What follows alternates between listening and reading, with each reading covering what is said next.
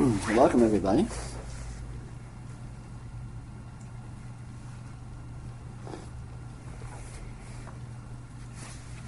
This condition that is right here, this actuality, is enlightenment. It is pure, it is perfect, it is completely unlimited. There's no separation actually exists. There's no partiality, there's no frustration, there's no incompleteness. And just simply recognizing what this already is intrinsically and what it always has been is what constitutes enlightenment. It constitutes liberation. It constitutes freedom from suffering in terms of any of the spiritual traditions. And just in fact, it is the case that is so. What causes all the problems, there's only one spiritual problem, there's only one spiritual dilemma, and that is not noticing that fact, not recognizing that fact, which happens because of misinterpretation. Misinterpretation happens largely through the fact that awareness can do a kind of a censorship. Awareness is able to selectively ignore portions of experience. Experience itself is plainly revealing what it is. Experience itself is plainly revealing transcendence. Experience itself is plainly revealing non-separation. Experience itself is plainly revealing completeness. But through this intrinsic kind of a censorship that awareness, that attention can do, it's possible to not notice that fact. The bad news is that virtually the vast majority of people fall under this delusion, this confusion, and as a result suffer needlessly. The good news is that the solution is very simple. It's very, very easy. You simply reverse the process of censorship. Simply notice and pay attention to what your experience actually consists of outside of the bounds, outside of the portions that you typically notice, that you generally notice. And you will discover that experience actually presents itself in ways which reveal infinity, which reveal indeterminacy, which reveal completeness, which reveal non-separation. And this is actually fairly easy to do. It's not hard to do because it's hard. It's hard to do because people tend to be addicted to their censorship. People think it's a really good idea to see things the way they see it. And so the hardest thing in the world is to see things freshly, to see things outside of the context of what one already does, typically.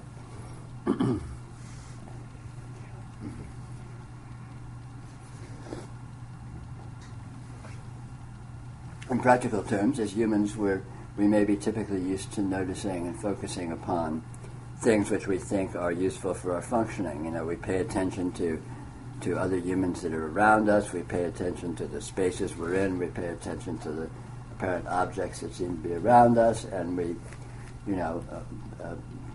follow along with the rules of how we're supposed to be interacting with all these various things in ways that we imagine are going to be useful to us or beneficial, or at least not cause problems. All of which is just fine. But because of paying attention to that portion of our experience, we devote much less attention to other portions of our experience that don't seem particularly useful for day-to-day functioning in the human realm. They don't seem to be relevant or meaningful. They seem to be noise or craziness or just weird vibes or just strange flavors that don't have much to do with anything, unless you're an artist or otherwise interested in these kinds of fringe qualities, fringe experiential qualities.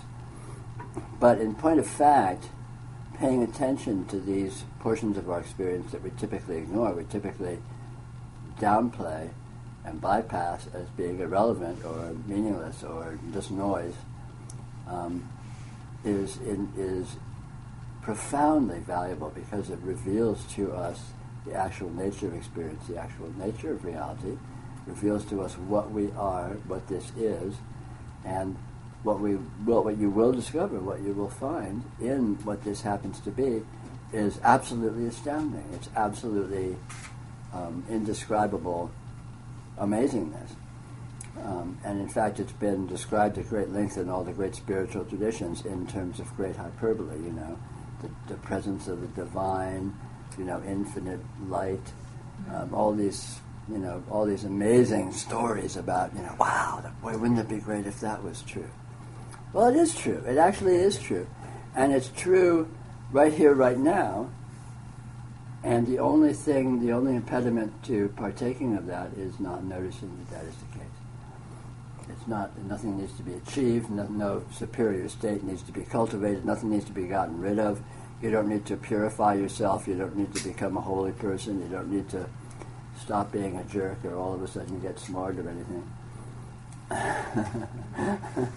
It turns out none of that is relevant one way or the other. It's just irrelevant. It's neither good nor bad. And you can feel free to do that. There's plenty, you can pursue self-improvement all you want, but it will not make the slightest difference in terms of what you are and what this is.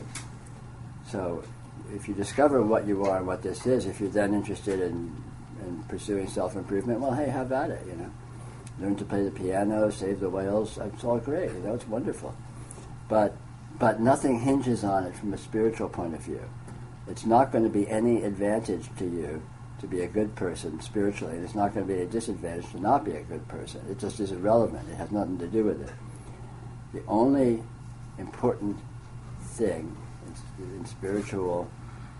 terms of spirituality and spiritual realization, is noticing what this is intrinsically, noticing what you are intrinsically.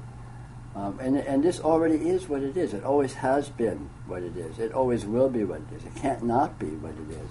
You always have been this astounding condition. You always will be. You can't not be. And simply noticing that that is the case is what constitutes enlightenment. It constitutes liberation, which is actually all that's been cracked up to be in all of these traditions that paint it with such astounding superlatives and such amazing stories of unbelievable splendor.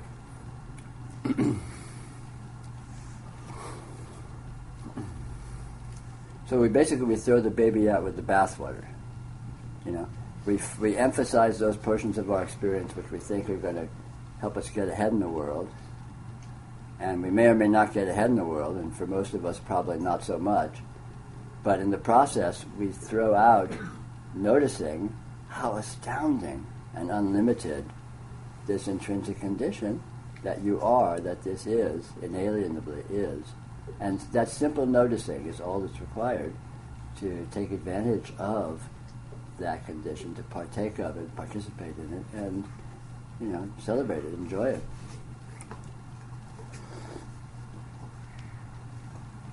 So that's an overview of what I can present to you. We can go into it in detail and at length if you're interested. Yes, Michael. Hi.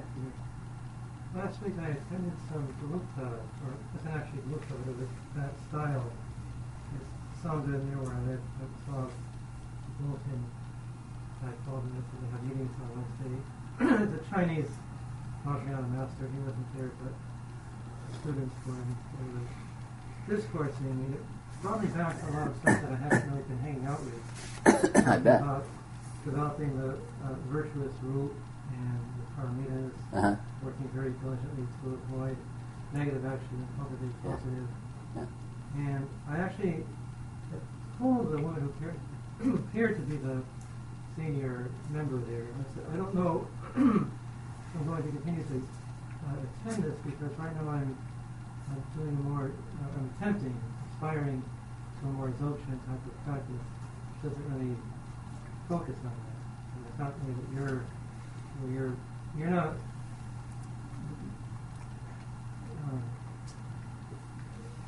putting that down, or it's not what your emphasis is. Your emphasis is the radiant presence which exists untouched by any of the mental conditioning. Because the paramitas exist inherently in reality, exist inherently in the radiant presence. You don't need to create them, you just need to discover them. And you don't, and as a matter of fact, the negative conditions also, if they exist at all, are made of radiant presence. So they are transcendental purity themselves. So in what sense is there anything to be avoided? And this is discoverable through noticing the actuality of radiant presence, noticing the actuality of the three kayas, etc., depending on how you want to put that, which is not a philosophical notion. It's not something to aspire to. It's actually just physics. It's actually just what this is made of, what this happens to consist of. And it is noticeable and discoverable that that's the case. And when you discover what this is, you discover that all possible conditions whatsoever consist of this condition, or made of it, if you will, or are enacted by this condition. So all positivity, all the superlative positives, all the extreme negatives, everything in between, are all radiant presence. So in that sense, where can there be bondage? Where can there be an individual to be in bondage? Where can there be, release from bondage? It's all a misunderstanding, because in actuality, what this is that. So it's trying to enact what is already the case. It's basically an elaborate ritual, trying to achieve or create purity in absolute purity is redundant. It's a redundant exercise. Well, I can understand as say trying to follow, which I do, the basic Buddhist precepts. Mm-hmm. That can be something that I'm doing because it makes sense, but it's different from being in a space where things are related to holistic things. It's not contrived. It's not something that is a superimposition on action. Yeah. And precepts are fun. There's nothing wrong with these aspirations. There's nothing wrong with living the paramitas and so on and so forth. But it has nothing to do with liberation. I mean, the point is that liberation, the actuality of liberation, is entirely consists of what this happens to be, what this is. This is limited infinite radiance. It's made of that. It is that. And actual liberation consists of discovering that fact, noticing that fact. It already is that. It already is the case that is so. It always will be. It can't not be the case that is so, because that's what it is. And so, by all means, you can do all these other things. You can do you can do tantric practices. You can do aspirations, of enacting the precepts and so on and so forth. And that's all fine. There's nothing wrong with any of it, but it does not directly relate it to liberation. Well, I'm checked on one of those books that you recommended, which I continue to read quite often. He said if you are on this path, the other vehicles, I guess he was referring to Tantra Yoga and so forth, should not really discuss, you should not even share this with those who are practicing. It's very specific. Well, it's apples and oranges. It doesn't compute.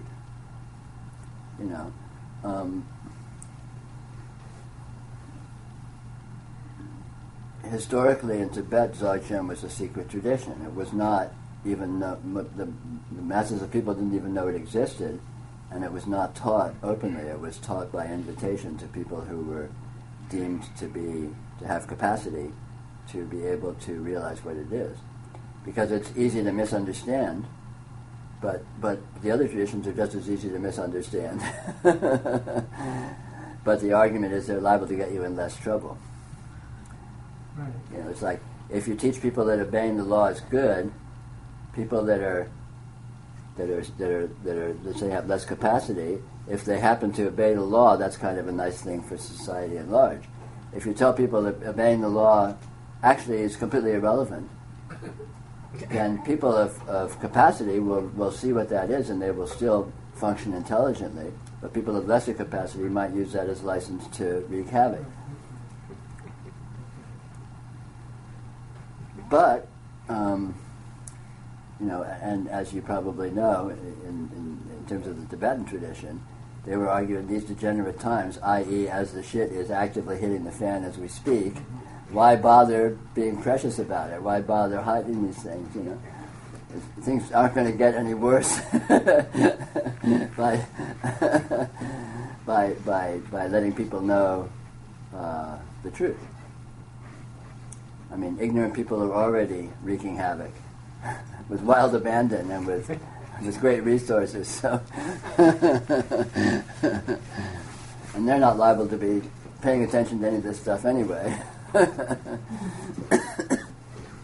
only in the past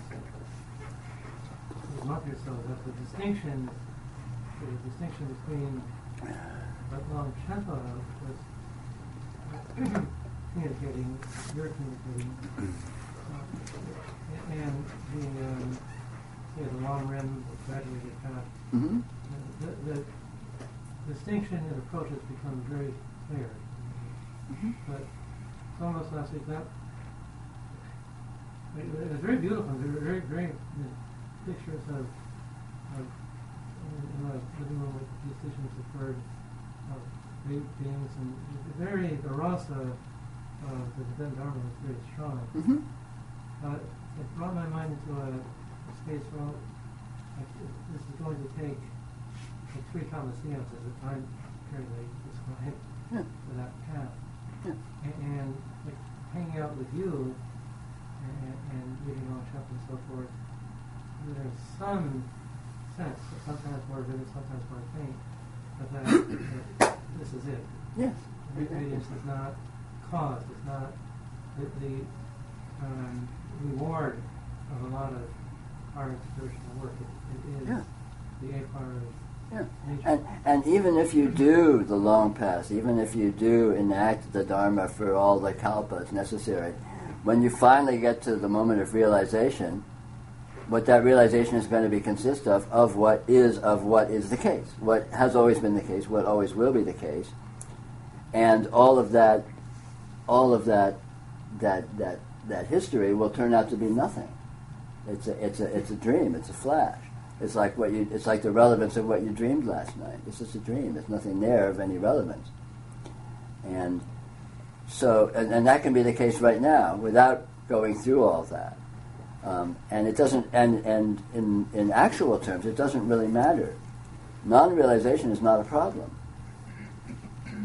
because this is transcendental. This is entirely pure, entirely infinite by its very nature. So whether you know it or not, it's not going to make it less so. You just don't get the perks. But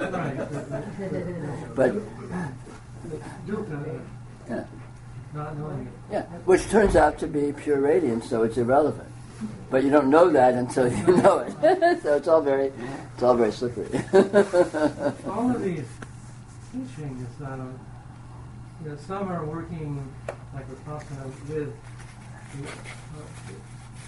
the ordinary relative reality, and some are trying to transform it. The Dzogchen, the Mahamudra, pointing out that nature directly, it's very interesting. That in itself is very interesting. Yeah, sure. How that over the years evolved. Well, I think it's been kind of shoehorned together. I don't know that it's actually a coherent tradition. I think it's a mongrel tradition.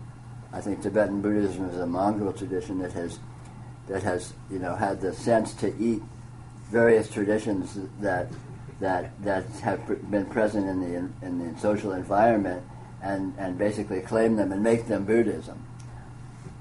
But they're not particularly compatible. They don't have much to do with each other. It's not like you graduate from one into another. They're just different ideas of what people have been trying to do spiritually that had momentum as traditions. and so they're just jammed together. I mean, Tibetan Buddhism likes to present itself as this wonderful monotheistic institution, but I think it's a lot like the English language. It's a mongrel language with just all sorts of little bits and snippets jammed together which don't make any sense, and it's just pragmatic. I mean, I guess the Nyingma school was the most informal or less structured. Well, the schools that came after the Nyingma were all were originated as reformers of what was seen as the decadence of the Nyingma system, because the Nyingma system is primeval. It comes out of the shamanism and Bonpo stuff and Dzogchen and just all kinds of stuff. It was just basically it was itself mongrel, and wasn't very pure Buddhism, as the Reformed schools pointed out quite accurately. And Dzogchen was originally exclusively a Nyingma tradition. The modern schools, have pay lip service to it now, and have people within the schools who are actual practitioners of Dzogchen. But philosophically, it doesn't work.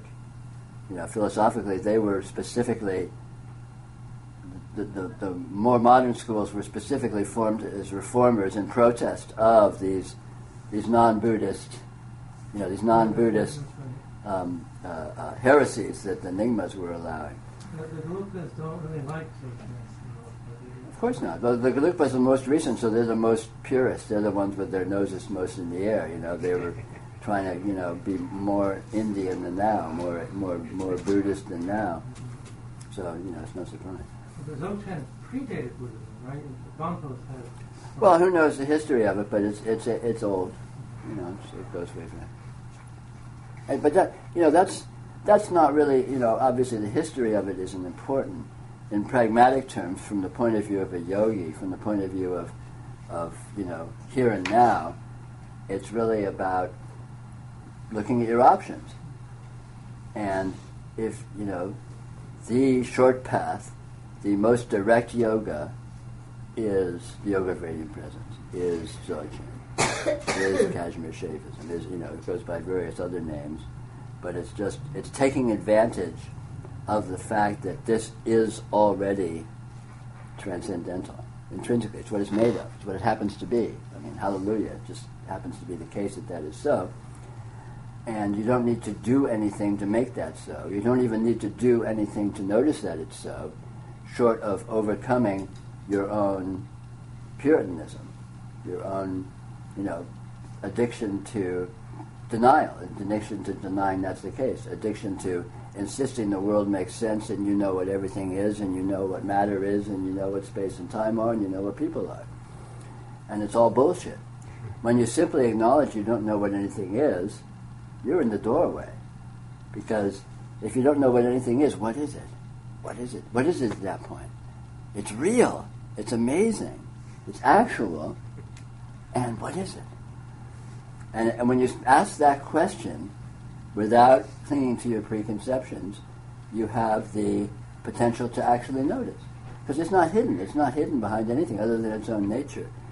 Its nature happens to be incredibly, infinitely complex and nonlinear and irrational and incoherent, so it's confusing as hell. But that's only a problem if you think it's supposed to make sense, if you think it's supposed to not be confusing. When you get the confusion as a non-issue, it's like, oh, okay, cool. So this doesn't make any sense. It's just an infinite field of chaotic intelligence. Okay, cool. Here, one more point. Some years ago, I listened to some teachings from Robert Thurman. He said that most people begin to approach Buddhism or a similar Eastern meditative tradition. They hear about nirvana and they conceive of it as sort of an opposite of ordinary reality, quiescence, or non-existence. Mm-hmm. And he was saying that actually, I forget how he put it. I think he said the condition of relationship, the condition of interactivity never ceases. It's just when that is known fully and accepted fully, and there's no more conflict. But the notion of emptiness or nirvana as an extinction or as something opposite ordinary experiences is an understandable but erroneous view. Well, it's under the word nirvana etymologically comes from notions of extinction or cessation, and that's quite understandable because realizing what this is coincides with the extinction or the cessation of taking it to be what it's not, i.e. samsara, which is wholly imaginary. Samsara is basically the worldview of misinterpretation that you hold in your imagination. When you see what's actual, then naturally that worldview, whether or not it ceases as being relevant or it's being held to be objectively true, and it's just a residue in your imagination that you can revisit if you find it interesting to do so. But at that point it's ceased to be taken as objectively true, as the fact.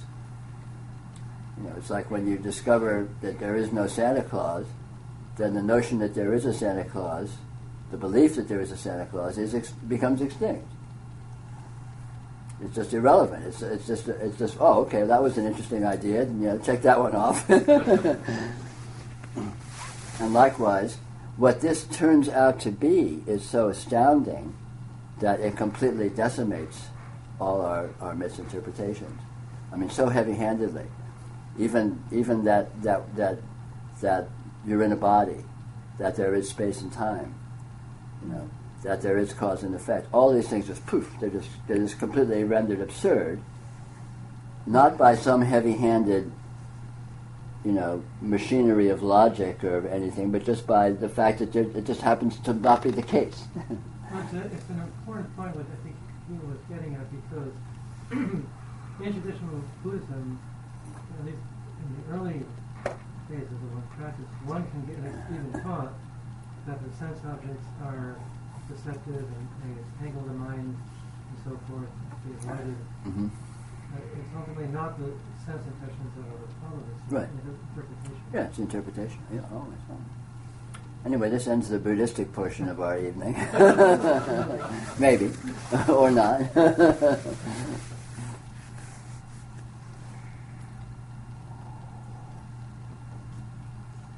I can say pseudo-Buddhistic.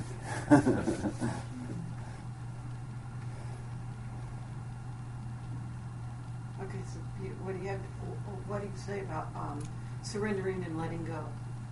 Surrendering and letting go, the whole base notion of that is that there's something to let go of, there's someone to let go, and that there's some state to let go into that will be somehow different than the state that you're letting go of. And none of those are actually the case. It's so hard to give up. I mean, it's so hard to give up. There is something. What's hard to give up? What's hard to give up is our addiction to fantasy, our addiction to our narration, our addiction to our soap opera, our addiction to our worldview. That's the true problem. That's the true addiction. And if anything needs to be given up, that needs to be given up. But it's even easier than that. You don't even need to give it up. You just need to see that it's not true, and then it just poof, it ceases to be relevant. So you don't even need to fight with it. It just turns out, it just disappears like darkness disappears when the sun rises. It doesn't actually disappear, it just becomes irrelevant. Yeah, it disappears as objectively, as being held to be a world that you think you inhabit. There's one rule of thumb. Any interpretation is completely wrong. Okay? In the strongest possible terms. So anything you think is the case, anything you think, oh, this is such and such, or oh, this works like this, or oh, I'm in this situation, or all of that is just wrong, not true. It's just pure fantasy. It's just pretense. That's the fact. Now, because it's the fact, it's possible to notice that's the fact. And that noticing is what does all the work for you. So you don't actually need to even struggle with the weight of all this worldview and all these interpretations. You don't need to fight that. You don't need to try and suppress it or, do a tug of war with it. Just see that it's all imagination. And then who gives a shit? It's just thoughts. It's like a TV show you saw last night or something. It's like, who cares? And the easiest way to see that is look within those portions of your experience that you don't know what they are. And see what's there. Not trying to interpret it or trying to get a handle on it, just be with it. When you're drifting off to sleep at night and the world's disappearing, just hang out with where you are and what's there. What's up with that? You don't know, you can't say, but you don't need to say. It's there's a fullness, there's no problems there, are there? When you go to sleep, all of a sudden there's no problems. What's up with that? Where'd the problems go? The interpretations went. That's where the problems went. And the interpretations are the only thing that creates problems. And the interpretations are all false simply because you don't actually know what anything is. You don't know how things work. You don't know what the truth connections are. You don't know who someone is. You don't know who you are. You don't know how you work. You don't know how you do things. You don't know how your body works. Right? It's all just this amazing miracle. It's all just doing itself. You notice that fact, and I don't know what anything is. I've been I have all this bravado. I pretend I know all this stuff. Well, let me tell you about what happened yesterday. Such and such and such. But it's all just hot air. It's all oversimplification. It's like listening to a 5-year-old explain world politics. It's like it can be a really entertaining story, but it has nothing to do with anything. Actually, it might be a relief to have a 5-year-old in politics. No, I mean, listen to them explaining it, not in politics, but yeah. Well, I think we have a lot of 5-year-olds in politics, emotionally speaking. But that's neither here nor there.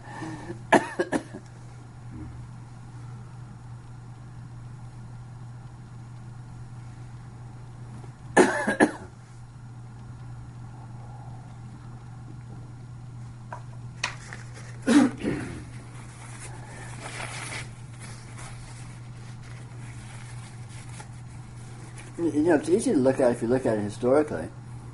When you were a month old, you didn't know what anything was. You were totally clueless. It was all real. Your experience was there, but you didn't know what anything was. Even in the vaguest sense. It's real, and you were interacting with it, and you're dancing with these energies, but that's a given. But you don't know what any of it is. You don't have any kind of idea about it or story about it.